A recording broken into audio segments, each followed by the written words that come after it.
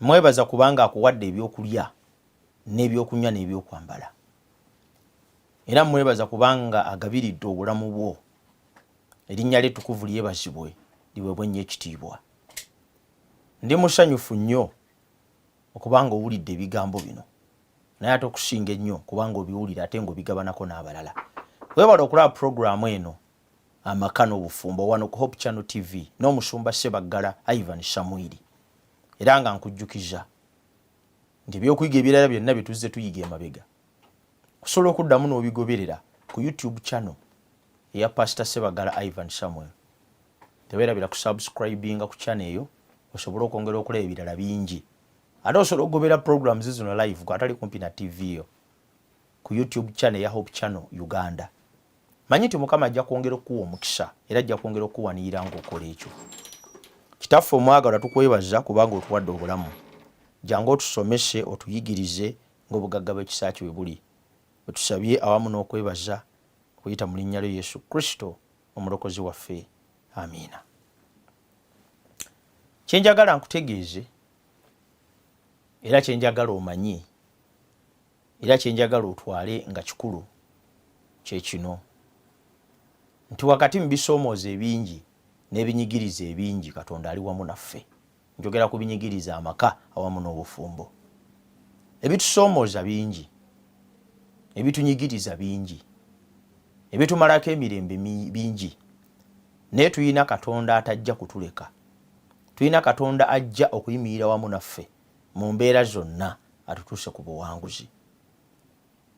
Kyenkakasa era kyemmanyi nti abavubuka mwenna abazimba enkolagana ziveemu amaka n'obufumbo, Mukama ali wamu nammwe. Era nsaba mukikole mu bwesimbu n'amazima n'ebigendererwa ebituufu, bwetyo munaakiganyulwamu era munaawangula.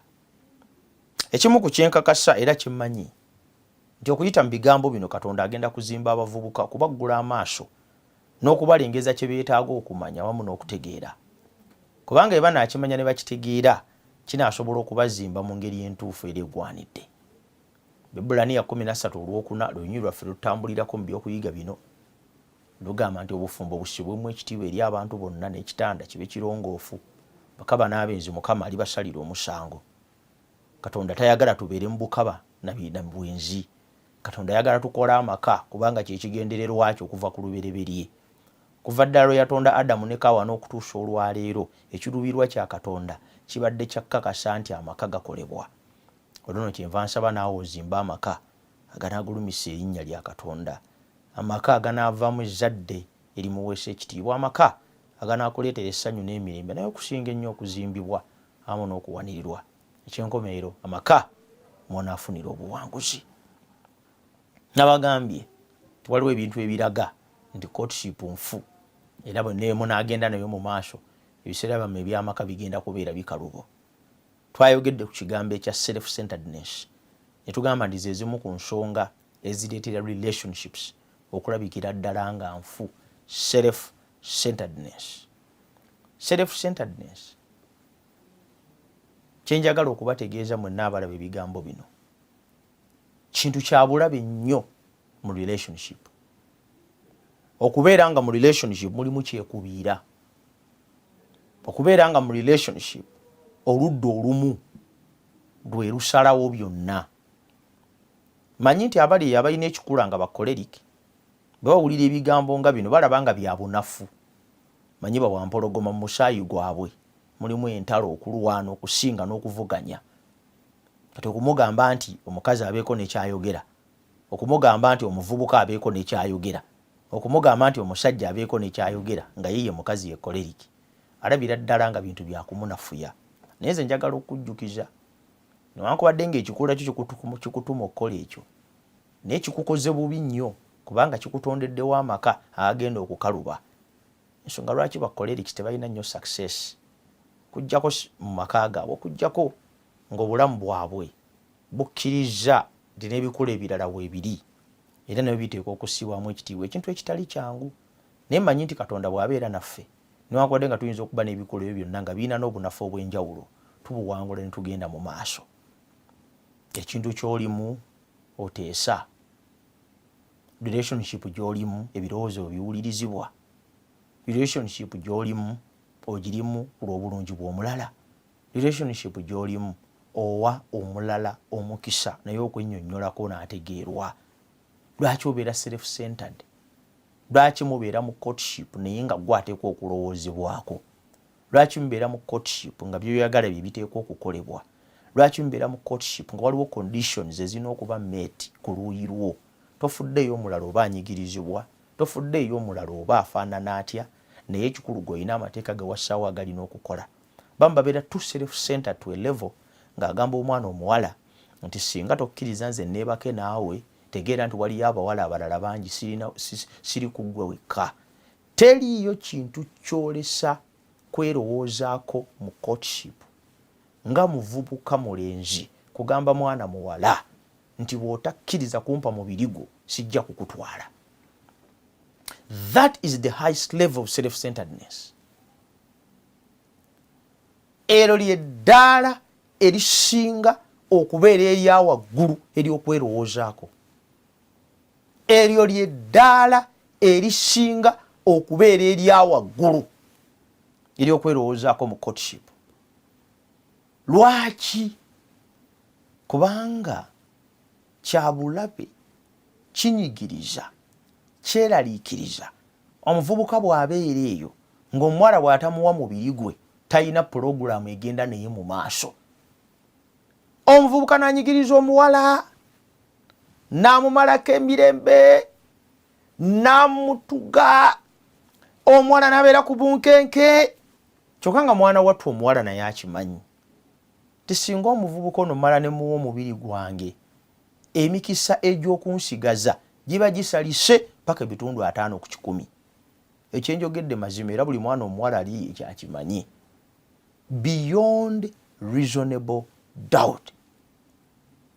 Kasita omuvubuka omuwa omubiri gwo, emikisa egy'okusigalawo giba gikendedde nga gisalise okusinga ebitundu 5 ku 100. Kati omuwala n'agezaako okulaba nti takikola, n'omuvubuka n'agezaako okulaba nti omuwala akitegeera ddala nti bw'atakikola nkuvaako. That is self-centeredness. Lwaki oli mu courtship nga gw'oyagala kubeera nga ebintu byonna byetololera ku ggwe? Olwaleero njagadde yannyongerezeeko awo ku kigambo kye tuyita feeling oriented concept of love.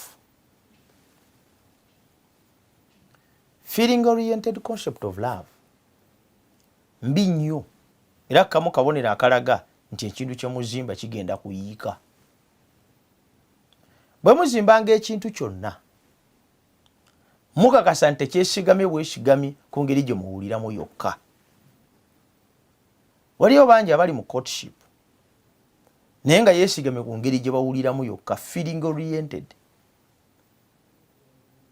Feeling oriented tugamba muvubuka wabeero n'atunula ku muwala, n'alaba entumbwe, n'alaba kabina, n'alaba ebbeere, n'alaba feesi, n'alaba simayiro, n'alaba ekiwato, amalusu ne gayiika.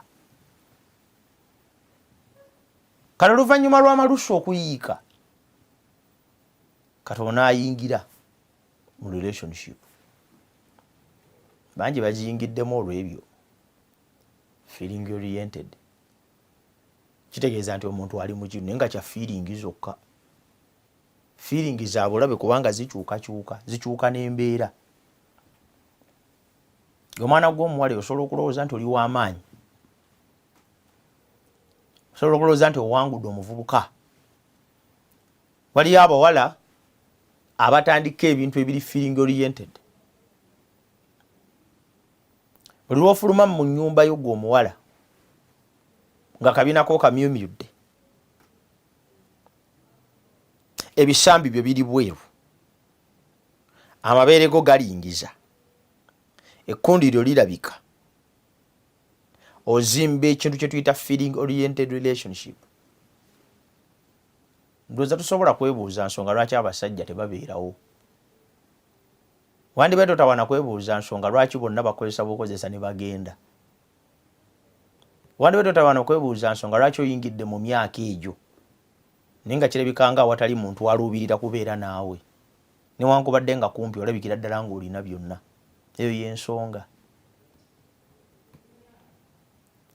Omusajja azze gy'oli kubanga amaze kulaba kisambi kimyufu, olowooza alaba bimeka oba anaalaba bimeka? Omusajja ajje z'oli kubanga amaze kupika bbere ne lisongola, olowooza gweka gwagalina? Kati ne muyingira mu courtship naye ng'eri feeling oriented, naye ng'abakazi oba omuwala gwakitandise. Bambalaba abasajja n'atula butuuzi bubi, era n'atula nagalaale, kugulu kweno kuli bule, okweno kuli bweya. Kampala mukadde ne mupya ku disipule.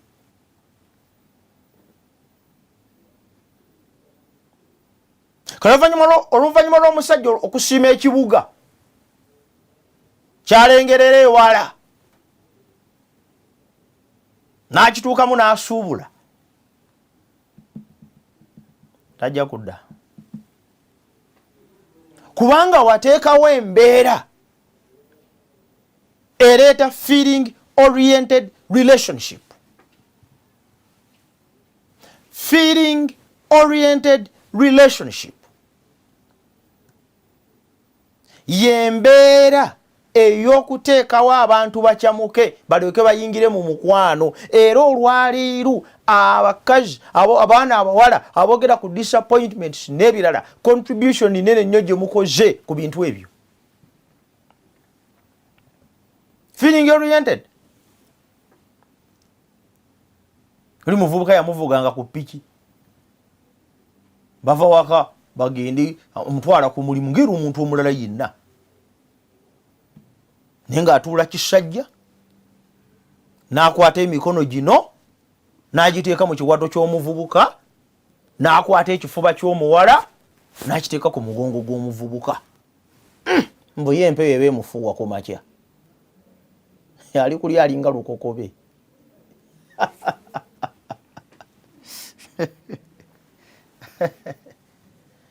Kati nga buli ku makya vubuka bamuyisaamu ebbugumu, bamuyisaamu ebbugumu, bamuyisaamu ebbugumu, bwe bamujigijja. Ekyavaamu si kwe kuvuga olumu piki abaali bagenda ku bintu bafuna bye baweta, gye byaggwera kati otegeddeyo bakaaba. What am I trying to portray here? Kikyengezaako okunnyonnyola wano n'okulambika, era kankikuddiremu okitegeere bulungi. Togezaako n'obeera mu bulamu n'ogenda ku feeling oriented relationship ne mubeera mu kintu naye nga kukyamuka, ne mbeera mu kintu naye nga yakiyingiramu yakyamuka bukyamusi, g'omwana omuwala atambuliza amabeere ebweru.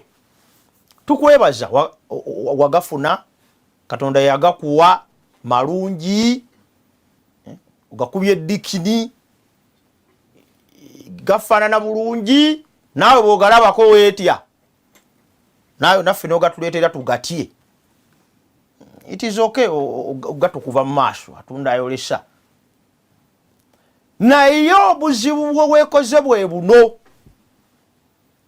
be tunaagezaako ffenna ne tudduka tukuyiikeko olw'amabeere ago g'otambuza muffe, tujja kukola kye tuteekwa okukola, era kyo tujja kimaliriza bulungi, ne tusuubiramu kisuukaawo.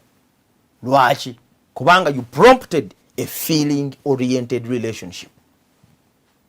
Kizimu kibonyaabonya abaana abawala abali eyo. Mwama nnyini mwetandikira ekintu ekigenda okubeera feeling oriented. Lwaki omuntu ayiga okwagala nga talaba ebitundu byo? Lwaki omuntu ayiga okwagala nga tamaze kusendebwa mu ngeri ya kiseegu? Bamwetimbatimba ku TikTok okwo. Mbeera ku TikTok okwo ne mwetimbatimba. linayambala akagoye ng'alinga timba emize omuntu. Kale nno bwe kibanga eyo y'ensonga lwaki omuntu azze mu bulamu bwo n'abavubuka bakikola. Leero njogera ku feeling oriented concept of love. Ey'obulabe ennyo singa erabika mu relationship yammwe ne mu maka eba egenda kujja. Oyo abavubuka abawaayo ssente. Namulaba omuvubuka yagula emmotoka y'emu kaadi ng'eri mu mannya ge kaali awo kapaso n'amala abawala ku university mu mwaka gumu nga yeebase ku bawala nga 15. Gwamala okwebakako nga mujjako ebisumuluzo omuwala aba akyalo nga emmotoka bagitikka. Nti ate kiki emmotoka mugitwate n'emmotoka tugibanja. Ng'akyusa bisumuluzo. Nga wayitawo wiiki 2 ng'akomawo ng'agiwa omulala. Kale baliyo abaana abawala abaliyo nga balinda bisumuluzo, ebisumuluzo onyonya bweti nga amagezi gakalira. Feeling oriented. Kale omuvubuka anoonya relationship ng'egenda kuvaamu amaka. Lwaki obeera mu mbeera eyo ey'okubeera nga kuzesa waliyo sajja bakozesa ensimbi malaka mukube sente maaso. Ba sente maaso agitegere mbawasizza bangi nga mwabakuba sente maaso naye si bammwe bamu babatwala nadda alabaddayo dda ku bantu baabwe ab'edda lwakuba temumanyi. Mwina abakazi abatali bammwe banga mwalowooza nti sente ze zigula omukwano. Omukazi yenna wajja ku lw'ensimbi, that is feeling oriented. Feelings zino ze zikwatiddwako naye munda mu ye tewaliwo okusalawo kwa mazima okwetongodde era okujjudde. Kati kinjagala okutegeeza, kinjagala okubuulira ekyo, kyenjagala okugamba nti kikulu nnyo. Feeling oriented concept of love ereeta obulabe, ereeta embeera nzibu. Kivanko olaba abavubuka mwenna abalaba ebigambo bino era abangoberedde mu programu ya leero.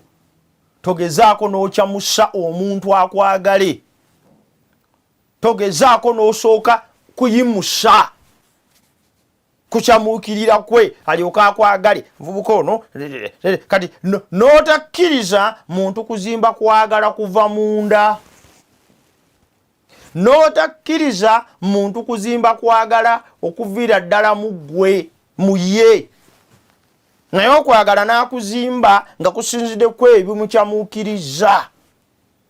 Enkomerero ya byonna mumaliriza ebintu byononese nga tebitambudde bulungi. Kale nno kikulu nnyo bawala mmwe ne mulekera okukyamusa abavubuka. Mbakyamusa bajje gye muli, bajja kujja era ebanajja bajja kubanga njuki ku kimuli olw'amala omulimu gwabwe nga bagenda. Lwaki temukkiriza ne bajja ku lw'ensonga ez'amazima? Lwaki temukkiriza ne bajja ku lw'ensonga entuufu? Lwaki temukkiriza ne bajja ku lw'ensonga ennambulukufu? Ne balyoka bajja mu bulamu bwammwe olw'ebigendeerwa ebituufu. Bwe banajja mu bulamu bwammwe olw'ebigendeerwa ebituufu, ebigendeerwa eby'amazima, ebigendeerwa ebigwanidde, njagala okutegeeza awaliwo omukisa munene nnyo ogw'obulamu bw'okuwangula. Ekyo nsaba Mukama akuwe nnyo omukisa. Nsaba Mukama akuwanire muvubuka gwe oyongera okuzimba ekintu ekinaavaamu ebyo ebituufu, ebirungi, ebisanyusa era ebigwanidde. Mukama akuwa omukisa.